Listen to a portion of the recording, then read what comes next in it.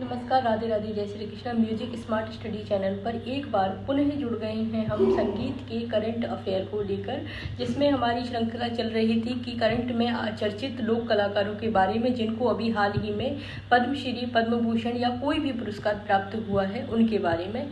तो इसी जानकारी को आगे बढ़ाते हुए हम बहुत सारे कलाकारों को कवर करने वाले हैं। तो उनमें से एक नाम है पंकज उधास जी का। ठीक है, चर्चा में बने हुए हैं, बहुत ही महत्वपूर्ण है। क्यों? क्योंकि इनका हाल ही के 2 वर्षों में ये 2 बार चर्चा में आ चुके हैं। पहले तो ये कौन है पंकज उधास जी? ये है गजल गायक। ठीक है, अब गजल गायक हैं और इनको 2006 में पद्मश्री पुरस्कार प्राप्त हुआ था और जन्म हुआ था 17 मई 1951 को और इनका निधन हुआ है 26 फरवरी 2024 को। इसीलिए चर्चा में है क्योंकि 26 फरवरी 2024 को भी हाल ही के वर्षों में इनका निधन हुआ है, जो कि हमारे संगीत जगत को बहुत ज़्यादा क्षति पहुंची है।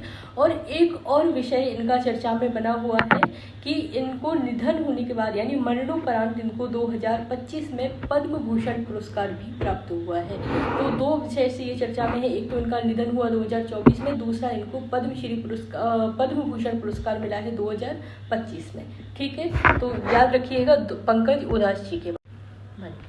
अब हम बात करते हैं कि सर्वश्रेष्ठ गायक का पुरस्कार किसे प्राप्त हुआ है। सर्वश्रेष्ठ गायक का पुरस्कार किसे प्राप्त हुआ है? तो वो है जुबिन नौटियाल जी को इस वर्ष। ठीक है, अब जानते हैं कथक शास्त्रीय नृत्य, उत्तर भारत का जो शास्त्रीय नृत्य है कथक, उसकी नृत्यांगना जो कि बहुत महत्वपूर्ण है, कुमुदनी लाखिया जी, जो अहमदाबाद गुजरात में 1930 में आपका जन्म हुआ और 12 अप्रैल 2025 में निधन हुआ है। ठीक है, चर्चा में है 12 अप्रैल 2025 में निधन हुआ और इनको बहुत सारे पुरस्कार प्राप्त हुए हैं, जिनमें से अभी हाल ही में प्राप्त हुए पुरस्कार की भी बात करेंगे और अदर पुरस्कार की भी बात करते हैं कि इन्होंने सबसे पहले किस गुरुओं से शिक्षा प्राप्त की। तो जयपुर घराने के सुंदर प्रसाद जी से शिक्षा प्राप्त की।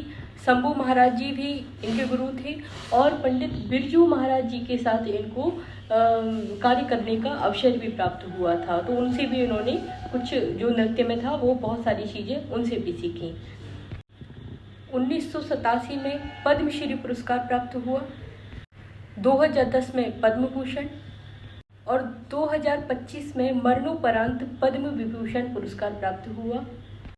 2002 में मध्य प्रदेश सरकार ने कालिदास सम्मान से सम्मानित किया और इन्होंने एक संगीत केंद्र की स्थापना की थी जिसका नाम था कदम्ब नृत्य और संगीत केंद्र की स्थापना इन्होंने गुजरात में की।